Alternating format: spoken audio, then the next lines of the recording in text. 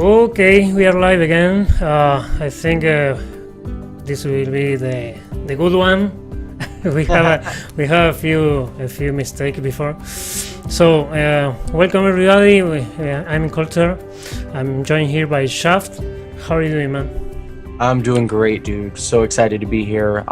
We're basically going to be putting together a observer/streamer tutorial for you guys.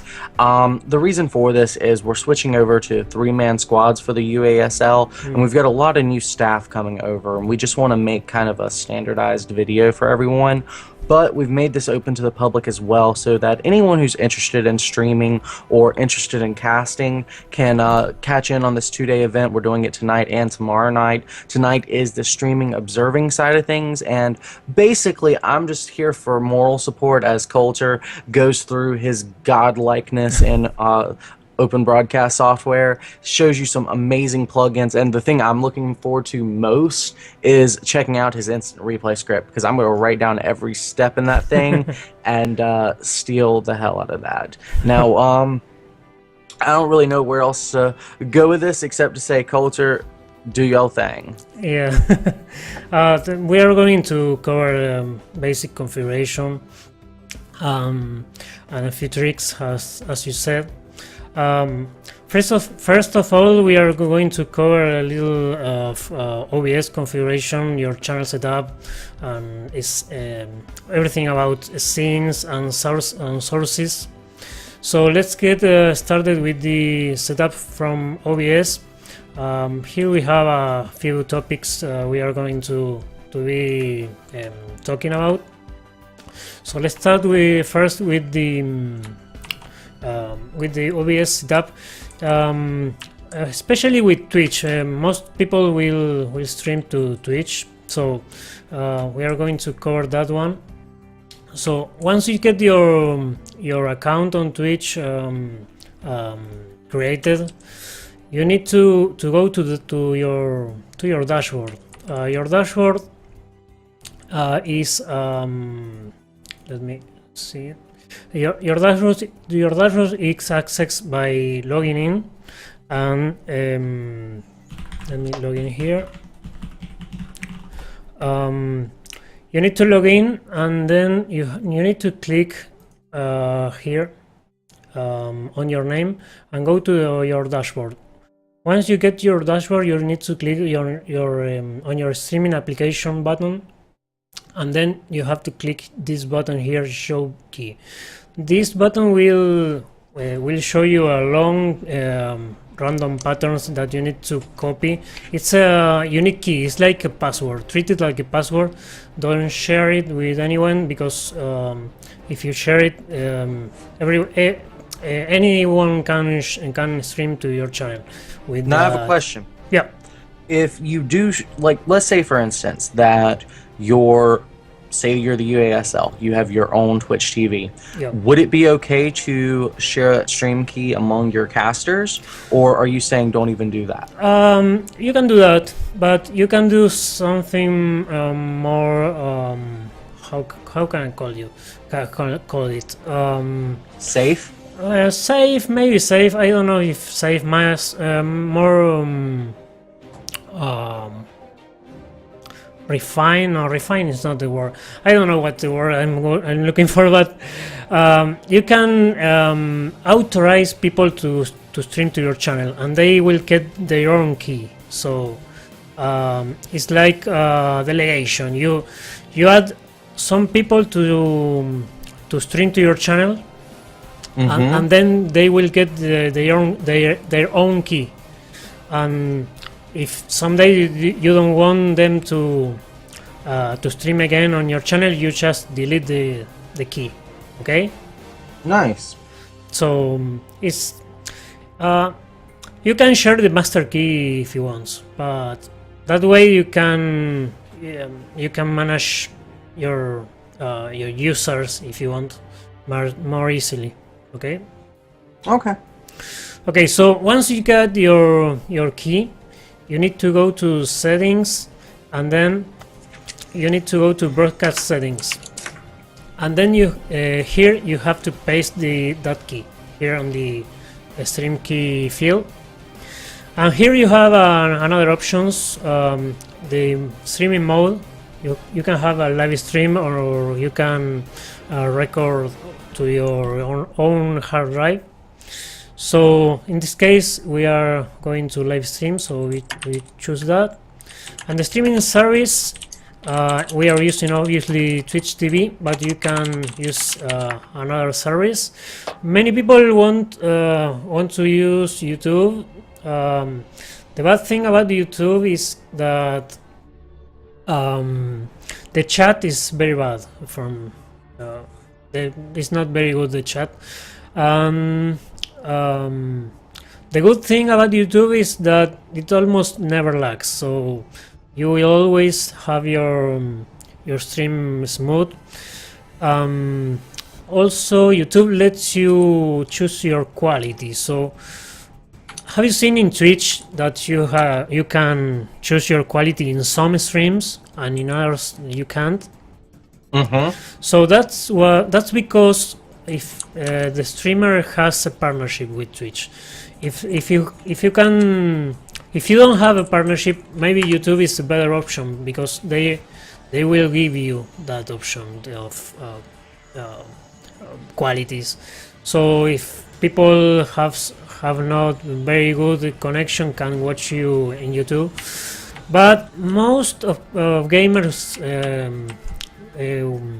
use Twitch to stream, because Twitch has a directory, it's better suited for gaming. YouTube not so much. So YouTube is more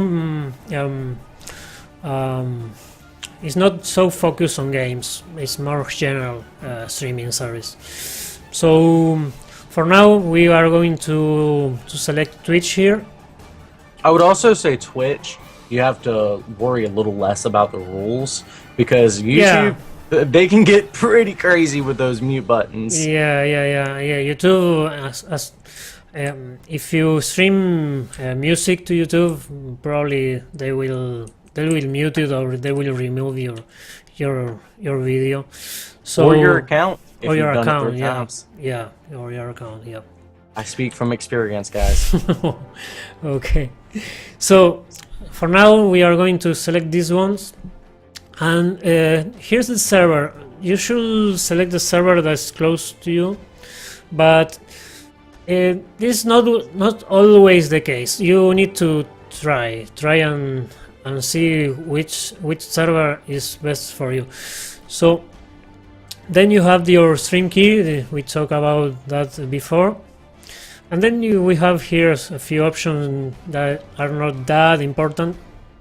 You can start to stop your stream with a hotkey, auto reconnect, and there's no that many important options. So we talk about how to set it up. We need to talk about profiles here in OBS. You can have a profile for every service you have. I have a bunch here because I have a lot of channels, but it's as easy as typing a name and clicking on add. For example, testing. You click on add, and there you go. You have your new profile. You can mess around and see what happens. So I now have this profile and can change settings, and they will be stored under that profile. So you say you have 3 channels, you can have the profile here. Okay. Okay. Let's go now to encoding settings. So this is basically the most important part that you need to take care. The bitrate. The bitrate is how much bandwidth you are going to use for the streaming. The more the better, but of course you need that your connection supports that upload. Okay, so say you have 1 megabit of upload, you have to put in here a little less. Okay, if you have 1 megabit is 1000, but you have to leave a little room for another program, so let's go to 800. Okay, so that's gonna be the bit rate. The more the better, but I think like 2000 is a very good number. If you can reach 2000, you can have a 720p, very good 720p stream. Okay. Now, Coulter, Yeah. when you were helping me set up my stream, you were mentioning like 720p had like a minimum amount it needed, and 1080p had a minimum amount it needed. Yeah. Where can people look up a chart or something to get that information? There's a page on Twitch to give you a few guidelines about that. I don't have it right now, but let me see.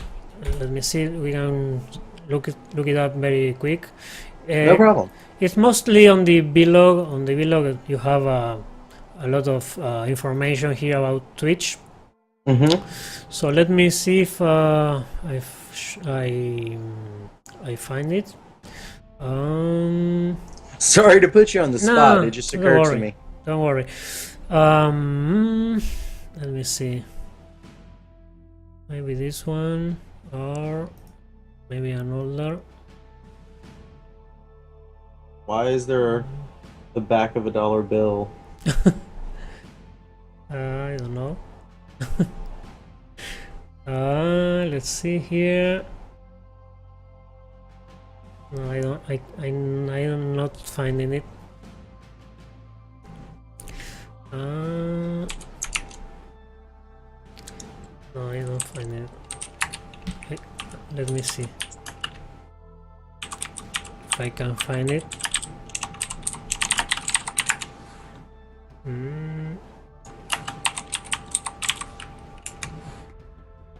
No, but I can tell you from experience that for a 720p stream, I will go with 1 megabit or more. I just found the link if you want to show it to people. Okay. Send it to me. I show it. Okay, this general guide for OBS. Most of the things we are talking here are covered. So if you go to encoding, it has it. Yeah, here it is. So 720p they say recommended 1800, but I said the minimum is 1000. Size of line? Really? We are live? Yeah. Ah, okay. That was an old message. Okay, I read it offline and freak out. Yeah, okay. No, we're live. I can see it. I just saw Okay. you wave your hands. Okay. So I'm gonna grab a soda. Be right back. But I'm still listening. okay. So the recommended settings are here, but I said with 1 megabit or more you can stream 720p. So these are general values that recommended for optimal quality. So let's go again where we left. Here, and here we have the audio. I say 128 is okay. If you have the spare bandwidth, you can go a little high if you want. It's not gonna be a big difference, honestly, but you have to take in consideration that if you don't have a partner stream, the amount of information you are sending has to be downloaded by the people that are watching. So you don't want to go so high if you're not partner. Say you go like 3 megabits, 3000 kilobits. Many people will have problems with lag, and your stream will not be the best. Okay, so you have to try. We have to try. For 720p, more than 1 megabit, it's fine. I say between 1000 and 2500. It's a good value. Okay. Okay. Well, okay. So broadcast settings we already covered there, and then we have the video settings. We have the resolution. This is gonna be your monitor resolution, and then you can go a little low if you want. So for a 720p you will select this option that I'm showing on screen. If you want to be want to do 1080p, you select it here, no resolution downscale. So basically here you say what output we are doing to the stream. Okay, basically it's so, and this is the frames per second. The more frames you put here, the smoother the stream will be. A good starting value is 30. If you have like 2 megabits of upload, you can go higher, like 60. 60 is very smooth. But you can play with this value.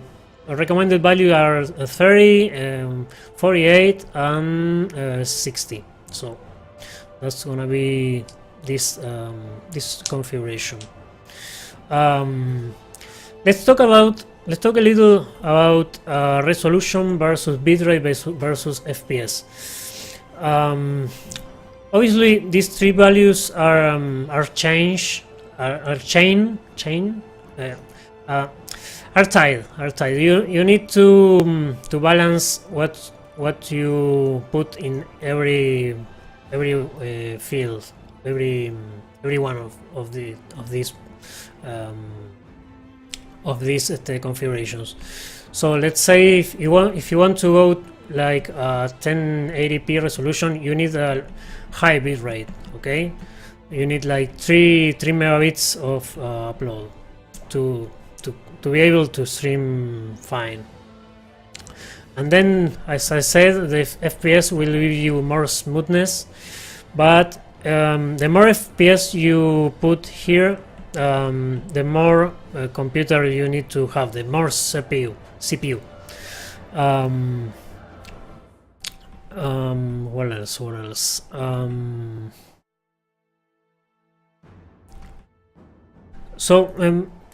Basically, CPU and bandwidth are the two more important things to stream. You need to have a good CPU to be able to encode the video and send it. And then when you send it, you need obviously a good connection, a connection that supports the bitrate you are going to send. And a stable connection at that. And a stable, you know about that. Yeah, it's sometimes it's better a connection that is not that fast, but it's stable. That say I prefer a 1 megabit connection that is stable, that over than like 1 and 1.5 up. That it's not stable, because you will drop frame. Drop frame is the worst thing you can have. You don't want to drop frames, okay? Yeah, we found that out with me the other night. Yeah. The drop frames means that your video will stutter, will freeze, and you don't want that. You want a smooth stream. Sometimes it's better that to have a stream that is not that sharp, but it's smooth, because most people will be annoyed if you're watching a battle of a game, a StarCraft or whatever, and the video freeze, people will get mad. So yeah. Now, just for the record, can we go ahead and just get this thrown out there? Wired or wireless? If you can go wired, it's always a better choice. But sometimes there are wireless connections that are decent. So you have to see if you can go wired. I definitely recommend it. Okay. Yes, sir. Okay. Let's see here. Where else? Then we have the audio. In the audio, you will choose which devices you are using to capture the audio. Obviously, the desktop audio device is most of the time is the default device from Windows. I have the special configurations here, so don't pay attention to this one. What you want to do is you want to see which is the default audio device. In my case, is this one. Most of the people will have the speaker as the default, so don't worry about this. This is a special configuration I have. So when you first launch OBS, OBS will will put this default device here. So don't worry about that. You need to select your microphone here, and again select whichever microphone you want to use, and you're done. Holy shit! How many microphones do you have? No, I have a no, because I have a few virtual mics, virtual sound cards, because I use virtual audio cable to make some configuration with the audio. Don't worry about that. For now, let's say that for most people, the microphone, the standard microphone they use to record will be fine here. And here's a good thing to have, an hotkey for muting the microphone. It's very handy. I definitely recommend you to set something here. I have it on Control Alt numpad 0, so if I press that, will mute the microphone. So it's very handy to have if you need to quickly mute it. So that's gonna be for now. There are another options that they are not worth covering right now. So let's continue with the rest of the topics. Let's talk about plugins in OBS. OBS by default doesn't play videos or flash files. You need 2 plugins for that. You can find it in the forum or OBS. You just go to forum. Let me log in here.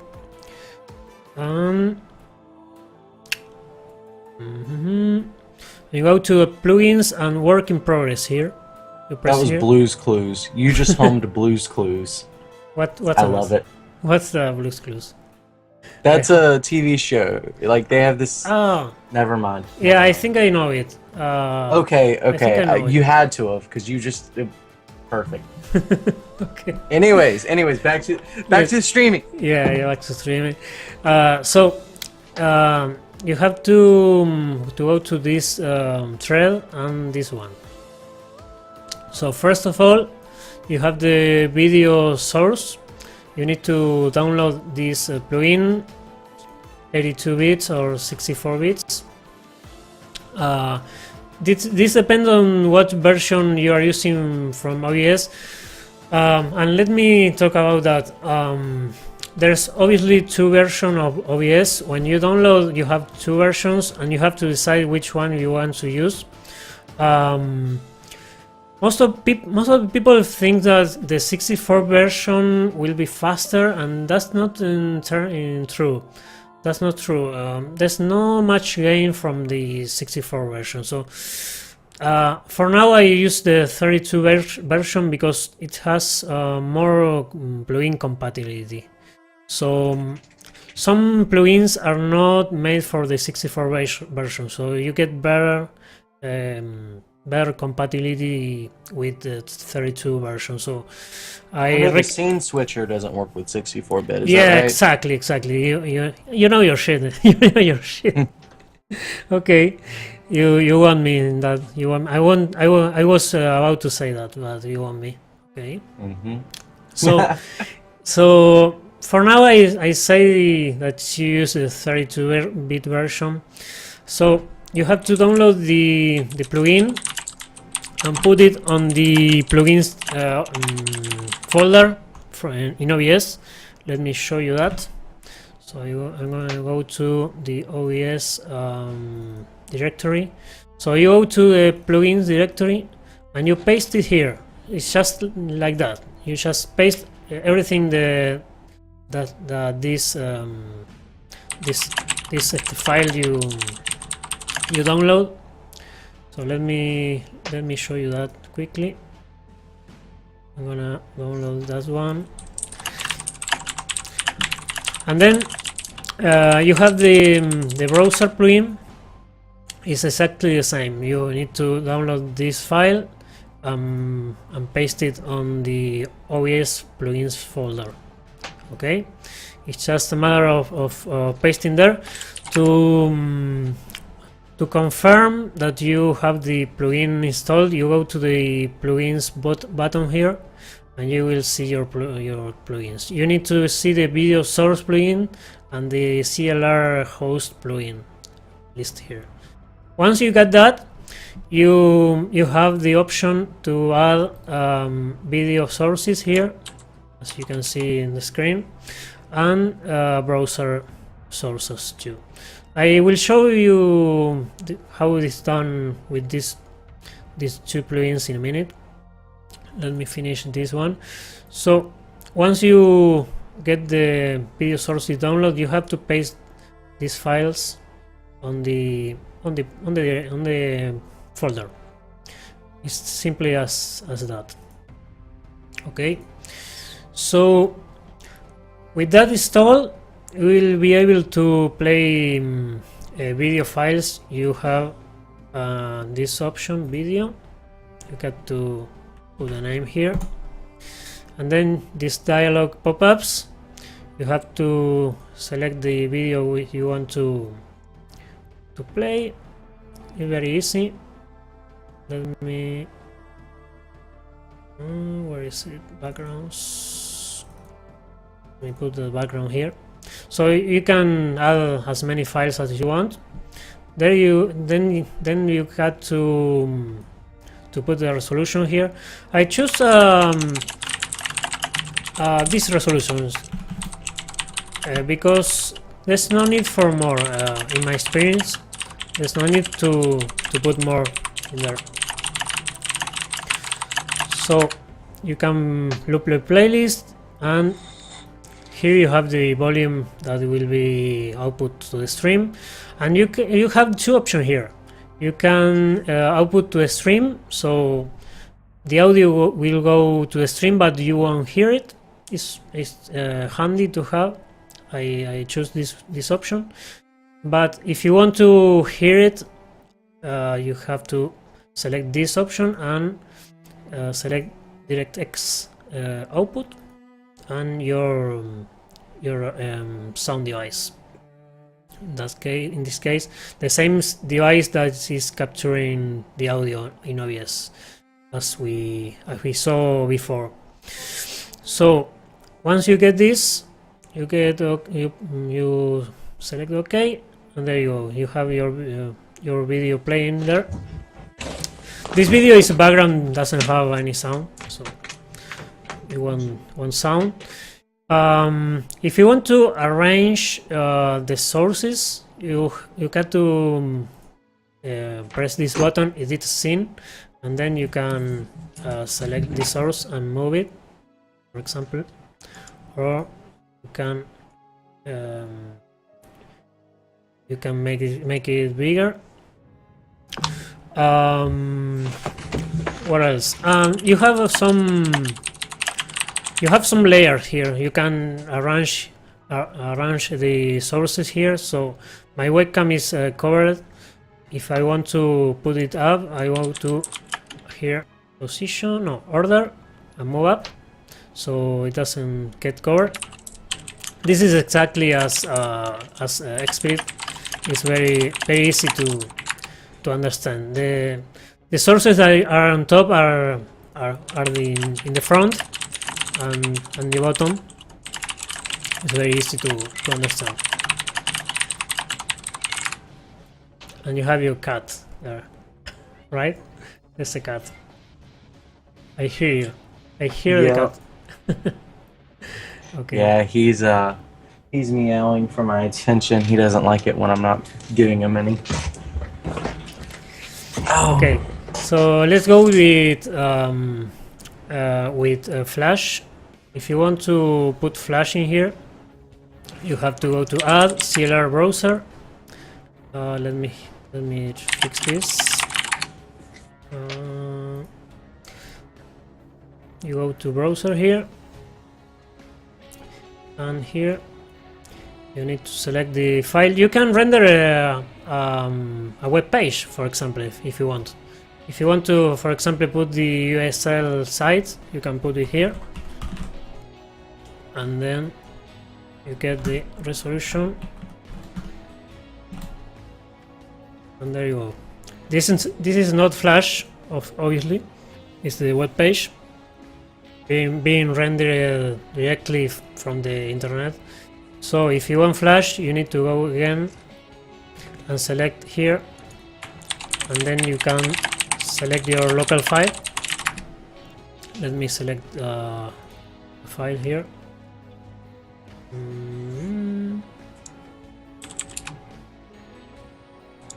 Let me see, where is mine?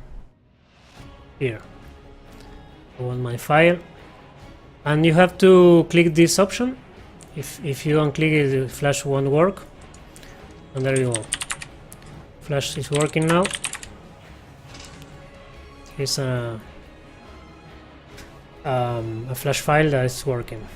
Ooh. Do you like it? Ooh. We need something like that. Yeah, with the animation. Dude. It's cool. Hold on, I gotta go change underwear. Okay. I'm just kidding. Yeah, I did not just cream myself. I got you. Okay, so let me see my file here, my text file.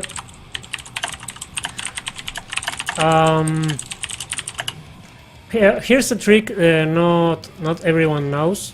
If you see, this camera is very smooth, it's quick, but if you leave your camera as it comes from factory, you probably won't have this quality. Probably you will have a stuttering. Light will be light or lighter or darker. This is because the webcam tries to adjust the light levels based on what's on the room. So to get better performance, you need to disable all the auto settings. So you go to your webcam properties. Let me show you. And then you need to go to advanced, and most webcam will have these auto settings turned on. You need to turn off to get a better quality. Okay, try it. Okay. Try it, and you will be amazed with the difference. Will be a lot of difference. I'm actually going to be buying a webcam here shortly, so I'm going to definitely just use this to set it up with. Yeah, try it. You will be amazed with the difference. It's very change a lot the performance of the webcams. Sexy time. It's a little trick to know. So let's talk next with the scenes, copying scenes, managing scenes, and keyboard modifiers. So if you see here, I have a lot of scenes. You have to edit the scene. We saw that we can press this button and move the things around. And then we talk about the layers too. If you want to cover some sources, you can do it by changing the arrangement here. And then there's another thing. When you move a source, sometimes you will see that it snaps to the border. See, I don't know if you see it. I'm moving it, and there's a moment when it's like snaps to the border. See it? Yep. Okay. If you don't want that, you need to hold control, so you can. Oh, you can do. Yeah. Okay. So Oh. it's not the. It's not the. I don't know how to say. It's not amazing, but sometimes you want to put something exactly when you want, where you want. Yeah, that is amazing, dude. Because I've literally spent hours working on like my stream overlay, like back before you could use observer interfaces like GameHeart, like getting all my images lined up perfect. Oh my god, it was such a headache. And just as soon as you had to like switch resolutions or go to a different computer, you were just face palming because you knew it. Oh God, I wish I knew you back then. There's another trick. If you want to move a source in very small step, you can do it with the arrow keys. So you press the arrow keys and you can move it. So that was another way to put the source in the exact way you want. Okay. Okay. So it's another trick. Also, as you see here, the OBS tries to maintain the ratio, the aspect when you raise and you shrink the source. If you don't want that, you can hold shift, and when you hold shift, you can shrink it, no matter if you lose the aspect. Of course, you don't want to do that, but sometimes maybe you need it. So it's another thing to know, no? Hey Coulter. Yeah. Looks like you just lost about 10 pounds. Well, it did for a second. Yeah. Yeah, and maybe I can do this. Yeah. So if you want to maximize a source, you can press Ctrl F and you have your source on full screen. And then you have Ctrl R that resets the size. If you change the size and don't like it, you press Ctrl R and they goes to the original size. Okay. Yes, sir. Those are only a few tips. They're not a big deal, but I don't know. I thought it's worth to mention. I don't know. So one thing you need to have is hotkeys for these scenes. So let's say I have a scene for me in the overlay here, showing the chat, showing the USL logo, and then I go to the game quickly, and there you go. You need to have hotkeys. If you are clicking on the scenes, you will have a lot of problems. You need to find where OBS is, and it's a pain in the ass. You need to have hotkeys. To have hotkeys, you just set the hotkey on this scene. Let me show you. You go to the scene name and click on set hotkey, and there you go. For my monitor 1 scene, I had the Ctrl-Alt-5 hotkey. So that's another thing I definitely recommend you to have. Hotkey for the scenes you use. You use most. Like this one, for example, the one from the game. I don't know. The one that you are going to use. What else? I talked about microphone mute before. What else can I say? Another thing you have to do is when you have a source in multiple scenes, you have to put it on global sources. For example, if you see this, I have the scoreboard here, and the scoreboard well, this is all, but if you see the scoreboard here is has the score 5-0, and if I go back to the original scene, you will see that I can have the same number there. So this 5 and this 0 are global sources. So whenever I change a global source, it will apply to all the scenes that are using it. So it's very handy to do this kind of stuff. Okay. Absolutely. So, for example, if I want to give extraterrestrial a 5, so I even out the score, I will go to my text file. It is a text file. This 0 is coming from a text file. So And that's a plugin, right? no. That's a text file. I'll show you in a minute. I'll show you in a minute. So I have a text file here. Global score right, global score right, left. So if I change here the 0 and put the 5, there you go. So 5 on the extraterrestrials score. If I go back to the other scene, you will see that the 5 is there too. So sometimes it's worth to use global sources for this kind of scenes. It's handy to have. So to use a global source is very easy. You go to global sources and you set your source here, and then you go to the scene you want to use it. Let's say I want to put the 5 here.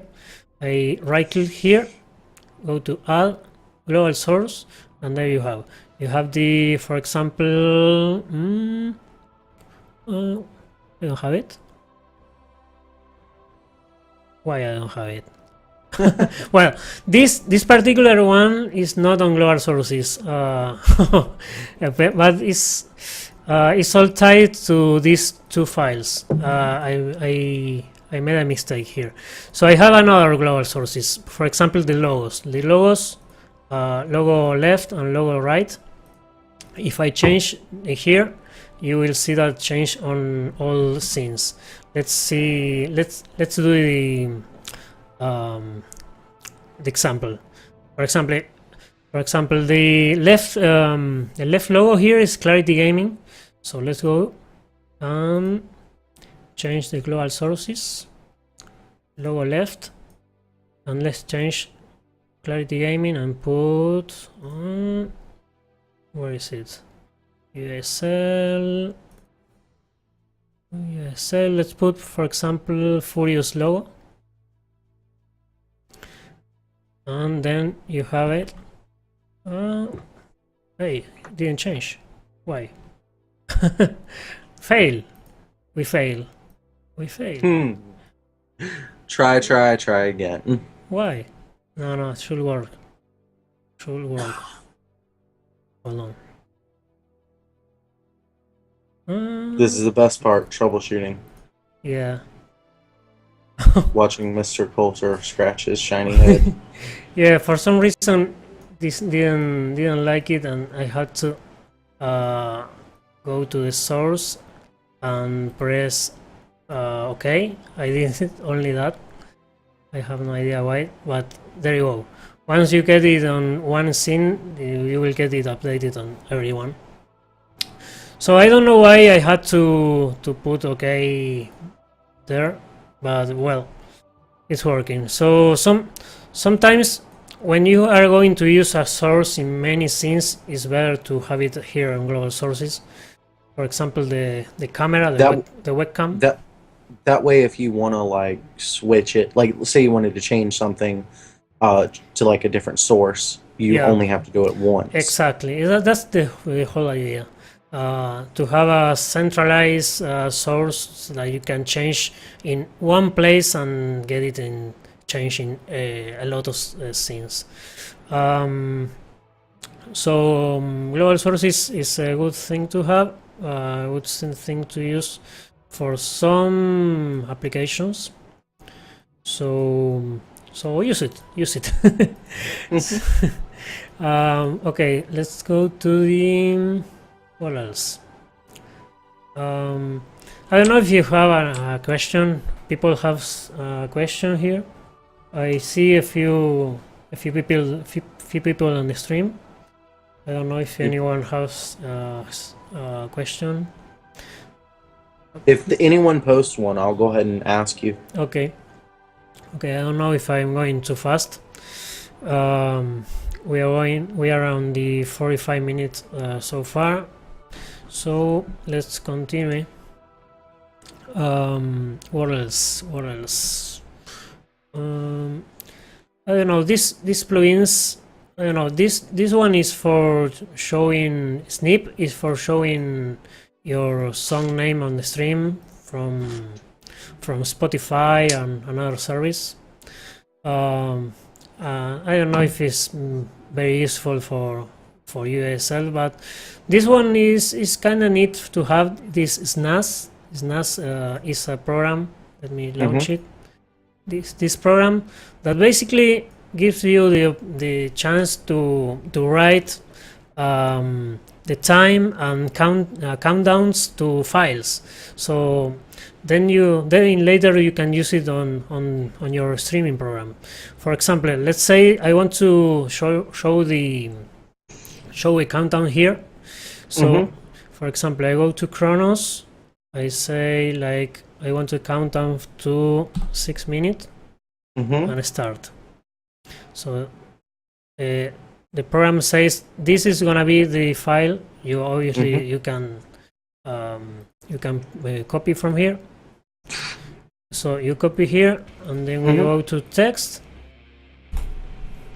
and put the path here. So instead of writing the text, you are saying here that update from that file. So every time that file gets updated, it will show you on the stream. So let's go with that. And for some reason it's small. Oh, a thing about text is don't try to make it bigger by doing this. Don't do this. I'm doing right now to show you, but don't do it. If you see the quality is very bad, you need to put the size here on the font size. You need to increase this number. Don't ever do what I just done, because the quality will suffer. So if you need this number bigger, don't do this. Check the quality. The quality suffers here. So I want it bigger. I just modify this number, and there you go. You have the countdown. Nice. I'm sure you could do a lot, like to add that into your overlay. Yeah, I have it on this. I think I have it on this. Let me see. I have a waiting screen. This one. There you go. This is a waiting screen, and you can see the same countdown here. Yeah, here on the top. Because it's a global source, right? No. It's just a file on my computer, and I point in. Oh, okay. I'm pointing the text to there, so if I point it in two scenes, it will work anyway. The global scenes is maybe better for logos, as we shown, because obviously, if you see, I only changed the logo once, and you have it on all scenes. You have it on this one, you have it on this one, and you have it on this one. If you see, every scene has the same logo. So if I need to change the logo, I can do it very quickly. You know, I don't have to mess with 3 scenes. I only have to mess with one source. So it's very quick to change a logo that way. So I definitely recommend you to use it for global sources. To use global sources for that. So this NAS program also has the time. You can send the time to a file. What else? The date, count down, count up. You have a 3-line change here too. You can put, for example, I don't know, line 1, line 2 and line 3, and this will switch lines between the three every 5 seconds. Let's put it start. and you can see here I can change here, so I change so it updates from here. So you have 3 lines changing every 5 seconds. For example, if you want to, I don't know, maybe say, do some advertising or promote a web page or whatever, you can do it there, and it's changing, so it's nice to have it. Okay. Nice.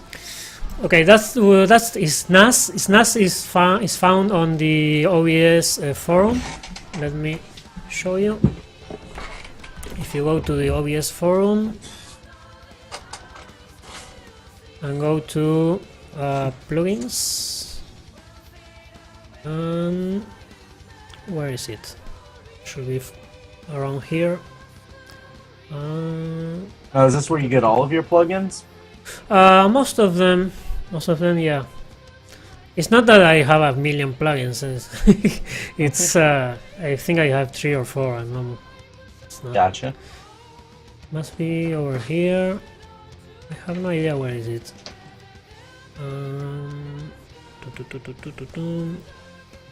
Let me search. I can't remember. Where is it? Here it is. Let me see in which forum is it. It's in tools and scripts. Okay, not in plugins, because it's a separate tool. Makes sense. Gotcha. It's not a plugin for OBS. You can use this tool for with XSplit. It's not OBS dependent. So there you have it. You download here, and you already saw it working. So let me see my list. Oh, this is tricky. Managing multiple config files is it's a little complex because right now OBS doesn't have a presentation system like XSplit has. If you see XSplit, you can save your presentation and load another. If you have multiple projects, you can have multiple files with their config. Okay. In OBS is a little different. It doesn't have that configuration yet, but you can do it anyway. You have to go to settings, configuration folder, and you will see here that you will not have that many. I have a lot, but the important one is this one. It's scenes.xconfig. This file is where everything I'm doing now is getting saved. Okay. So let's say I want to start a new project and save this one. I need to shut down OBS. I'm not doing right now, obviously. You need to shut down OBS and save this file, backup this file. Okay.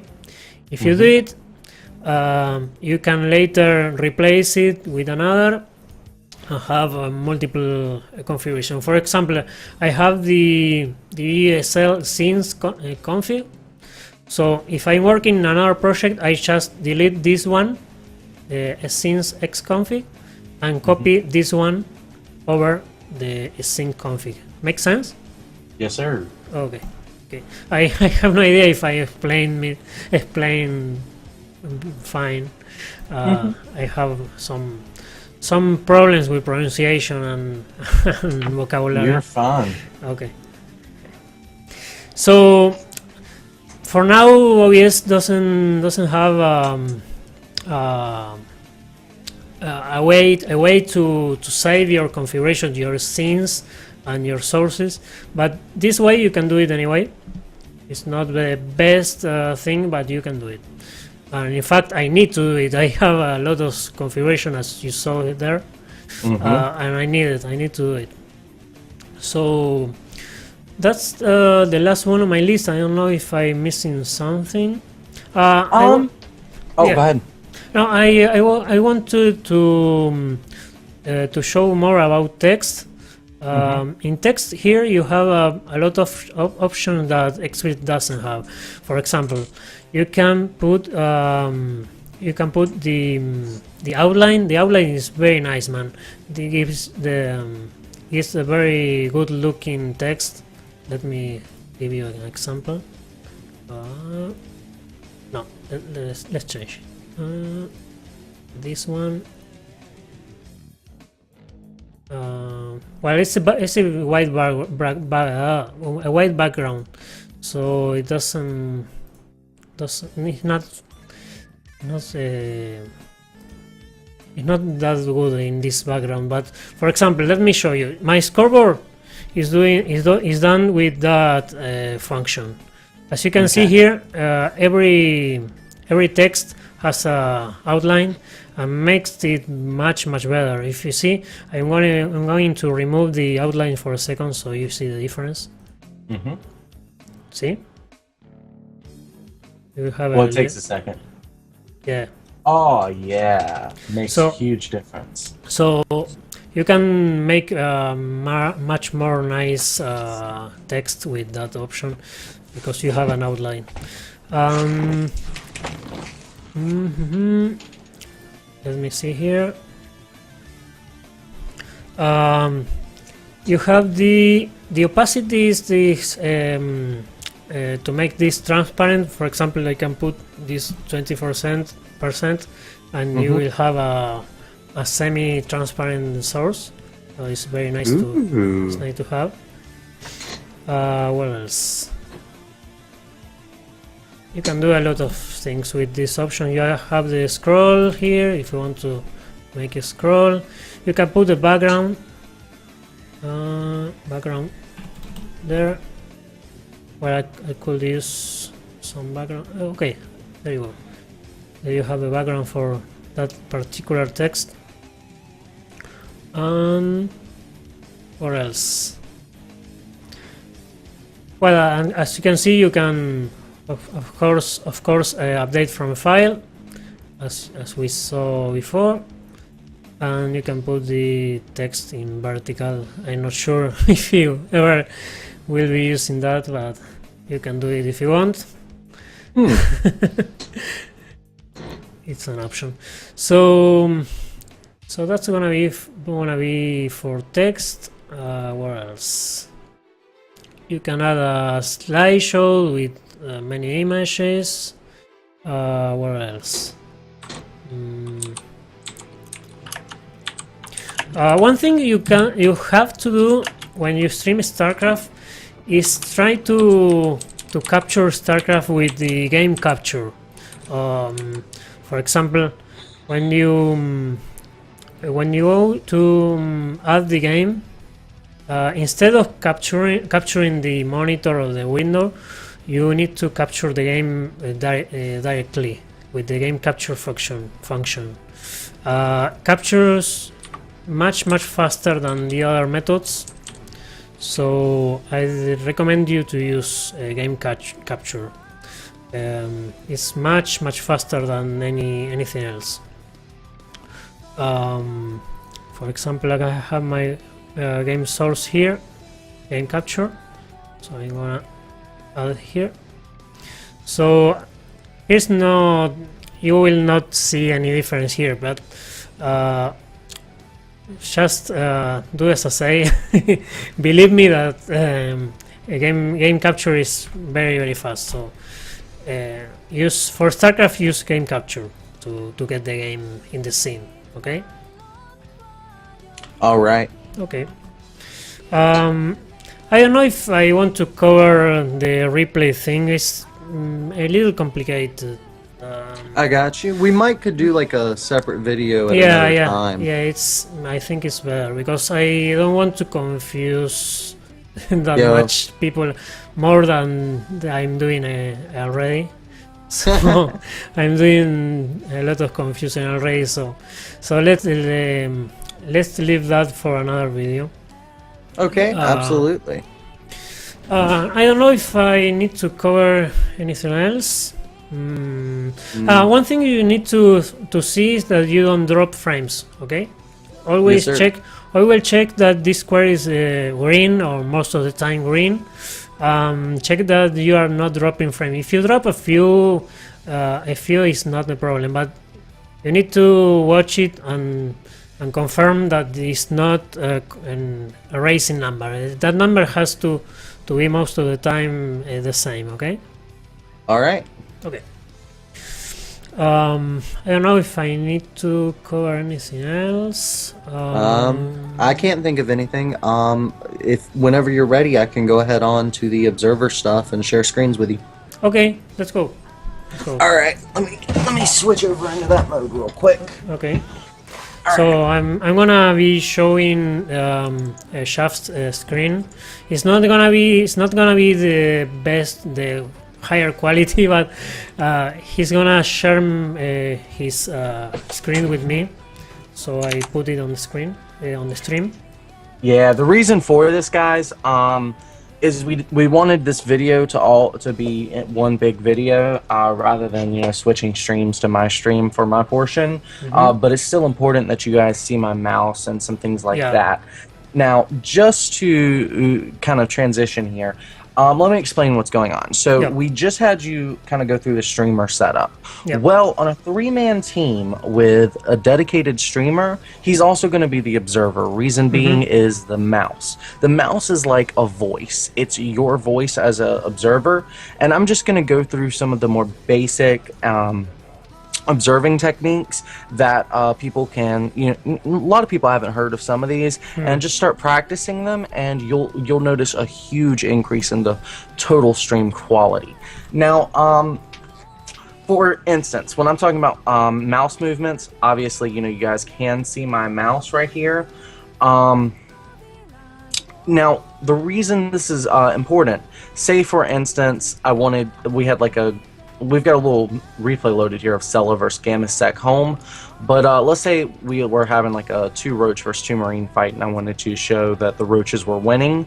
Obviously, the roaches being green here versus the marines being yellow here, just based on my selection alone, you can kind of gauge that fight. It makes things a lot more interesting. This is a technique used in small skirmishes. Go ahead. The screen is not moving. You are moving the screen? I was. It's froze. It's Right froze. now. Yeah, right now. Hold on 1 second, then. Okay. I know we were messing with my Skype settings yesterday, so maybe that just needs to be turned back on. Skype, where are you? Okay. Now that is weird because it's at full. Hold on, I'll just share screens again. Okay.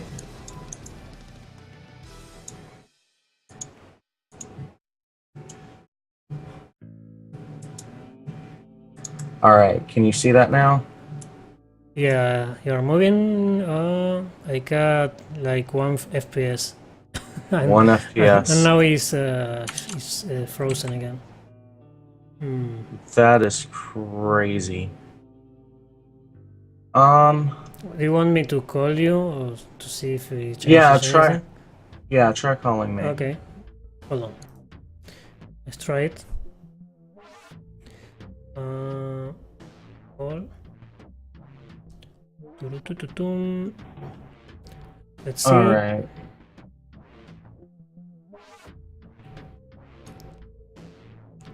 Let's see if he's coming back. Maybe, hopefully.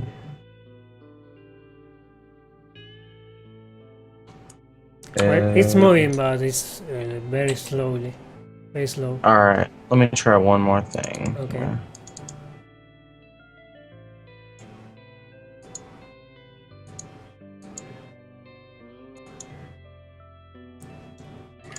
Did that do anything?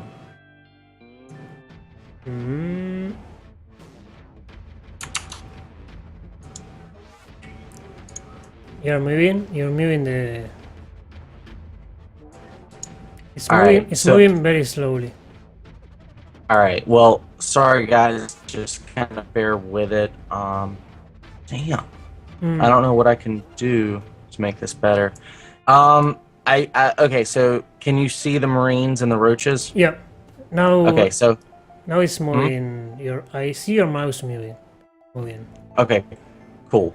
So it sounds like it's fixed. Mm, Well, this is the two Marine selection versus the two Roach selection. You can basically just compare the HPs here in this little bar. This is really useful for small skirmishes. It's just selecting the units that are engaging to see which ones are getting focused and that sort of thing. The reason that a three-man team is so good is it allows the observer to have a voice as well, which means hmm. that you're getting visual content as well as auditory. People are sensory creatures, and the more senses you can incorporate, the better. But also, the casters are free to roam around the map looking for interesting talking points rather than trying to mentally multitask on getting the best camera shots as well as what to say. It just makes everything a lot more fluid. Now, one thing that I think is absolutely critical for an observer is to have a dedicated set of hotkeys for it. Um, you can see here I have shaft camera set up, and I'm going to go through some of my more common hotkeys and what I have them bound to, but I've actually saved both this interface as well as a hotkey copy that I use here on Rapid Share. If you guys want to check that out, let's see if I can get a download link for you pulled up.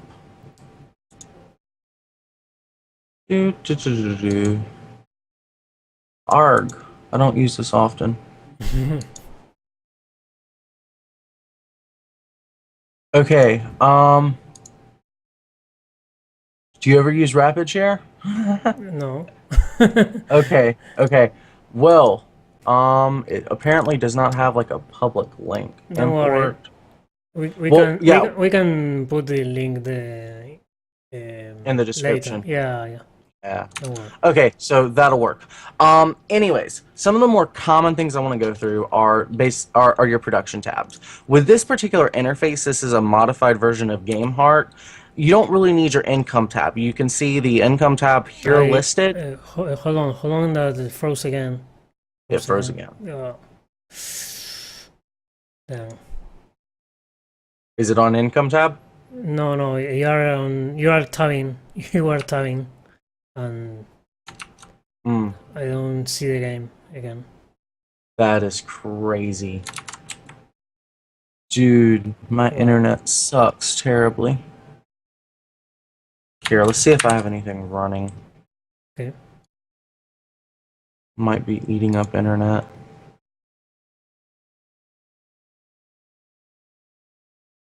No, nothing.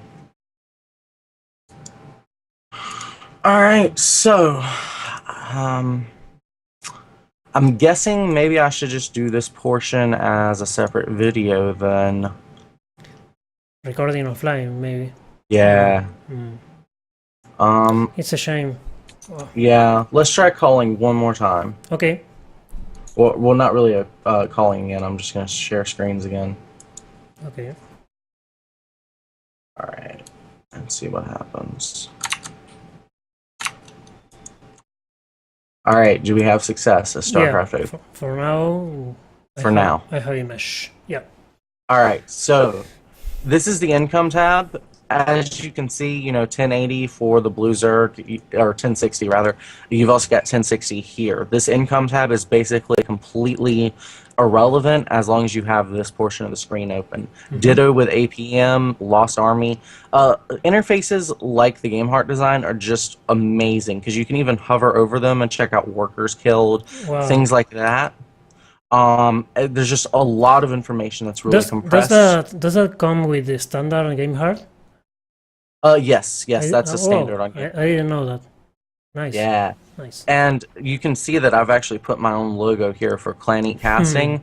That's pretty easy to do within the GameHeart thing. I'm actually going to make a video on modifying interfaces at some point, but that's going to be a different lesson. But my point is, you really only have to worry about the production tab. Now, as you guys can see, I have this frame up here at the top on. You can actually turn that off just by holding Control, Shift, and O. and you know, you for me, at the point that I was in, having it open was good, but actually streaming it, if this were a real game, I would want it looking like this. Again, it's Exactly. super clean, it opens up a lot of room on the screen, and that's hugely important as an observer. Now, moving on from tabs, the next thing I want to show you guys is what is called a drag scroll. See, if you're trying to move over like this, it's just real sloppy. You don't have a lot of control on where you're going, but scroll, which I have bound to a mouse button, you can put it on any key you want, is really, really smooth. You can pan over here or whatever. Now, something that Coulter actually just showed me is here in controls. Come here to controls and change your keyboard scroll speed to about 5%, and then check this out. Yeah, you will have a very smooth movement, but it's not showing because Skype is very slow. But well, you get the idea. The idea is to move the camera very slowly with the keys to move the camera with the keyboard. The standard ones are the arrow keys, but Shaft has it on ASDW. That is so right. it's very those are the ones used in FPS games. So it's very common to use. Very intuitive. And so it's completely glitched out again? No. It's working? Barely. I have barely. like 5 FPS. Yeah. Okay. Well, it's dealable. All right, so moving on. The next thing I want to cover is zooming for introductions. Say, Coulter, give me an introduction for Sella. Like it's the very beginning of the game. Okay, just like introduce them as a player. So here on the top left, we have the third player from XXX team. Here is Blah. Yeah. Okay, so you saw first I zoomed in just like this with no angle. I couldn't. You can't see anything? No, I couldn't. Damn. You have some slowdown, so I think we can't show this. Yeah, it's not going to be visible. No. All right, guys, so if you're interested in checking out the second part of this, I'm just going to do it straight to a video file, and I'll let Coulter link to it, and I'll probably compile it all in Premiere and put it all together if you'll send me your raw file, Coulter. But other than that, guys, it's been a pleasure. Thanks for tuning in. And tomorrow night, I will be covering casting tips and tricks, which now that we know share screens won't work, I'll have to be thinking about some other way to present that. But anyways, guys, we'll catch you then. Bye-bye. Maybe if we have some question later, we can follow those questions and see if we can answer some of them. But this is gonna be for today, right? Yes, sir. Yes, sir. Okay, thank you, Shaf, and we'll see you guys another time. Yes, sir. Thank you. Bye-bye.